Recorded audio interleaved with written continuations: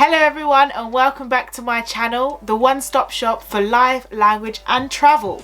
In today's video, I'm going through 5 things I, as a mixed race person, wish I had known about being mixed race when I was a child.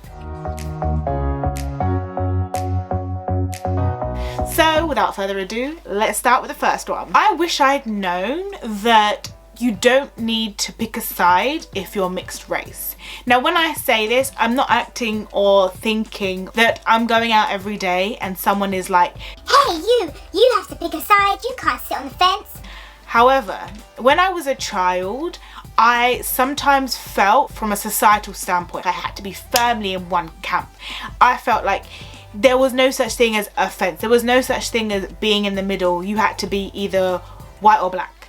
And you didn't really, there was no other categories. So I kind of wish that I had held more true to my own beliefs and it's been like, no, I don't need to pick a side, darling. I have my own side, okay? I don't need to pick one of your sides, okay? I'm not the cold slaw in this dish, honey. The second thing I wish I had known is that to fit in and to be beautiful, I don't need straight hair. So curly hair, curly and proud. But when I was younger, I was like, why is my hair curly? I hated it. I hated my curly hair. I hated my frizz. But now I'm like, the bigger the curls, the easier it is to hold up my crown, darling. But when I was younger, honestly, all you would see was straight blonde hair. And I was like, that is the standard of beauty that I must conform to. And I wish I had known to just embrace my curls, because the grass may always seem greener, but it isn't always greener.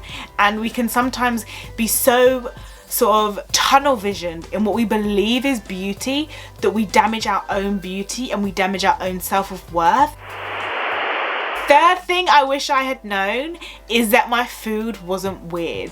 Now, when I say this, I remember a time before the chains like Sainsbury's, Tesco's, all of them jumped on the ethnic bandwagon. And when I say the ethnic bandwagon, I'm talking about that little ethnic, you know, that little ethnic food shelf that they do, that little one section that they do where you'll get like the Duns River. Now, before all of that, I would be bringing in food and it'll be like, oh. What's that? I remember I brought in sweet potato to school once. Sweet potato, the classic staple food. They were like, oh, what's that? Like, that's weird. What is that? Oh, it's sweet potato. Potato, but it's sweet. So like, do you put sugar in that? Like, what is it? Ew. What is it? And I remember feeling ashamed. Like, bruh, this is just food, okay? Why am I feeling any type of way? But as a kid, I didn't really understand. I was bringing the spices, I was bringing the flavors and the nice smells into the food hall. Number 4, I wish I could tell my younger self to not worry, because one day I would find my people. And I say this because I remember going to a school where I was one of about 5 non-whites in the whole school, not just my class. And I was like, oh. However, as I've got older, I found myself, I found my people, I found people who understand what I'm talking about when I talk about stuff, and it's great to have that, to be able to speak openly. My 5th and final thing that I wish I had known as a child is that you are not the problem. Society and ignorance is the problem. So the amount of people I've seen saying things like, you're this because you're that. I didn't realize that you held the key to race. I didn't realize that you knew everything about genetical DNA makeup. But please enlighten me with your views from someone who knows nothing about me. Please tell me more. And that's what it's like living in society sometimes. When people have all of these views and opinions, they feel entitled to enforce them. It's not even a question of telling you, it's trying to enforce. And when you enforce something, it's wrong. I know my race, my identity, I love it, I thrive in it.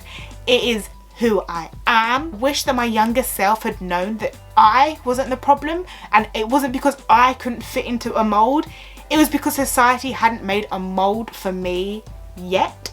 So those are the 5 things that I wish I, as a mixed race person, had known growing up. Let me know in the comments if there's anything you wish you had known growing up or been told growing up. As always, smash the like and the subscribe. We are trying to please grow this to 500 subscribers by Christmas. So as always, stay blessed, have a blessed day, and until next time, goodbye everyone.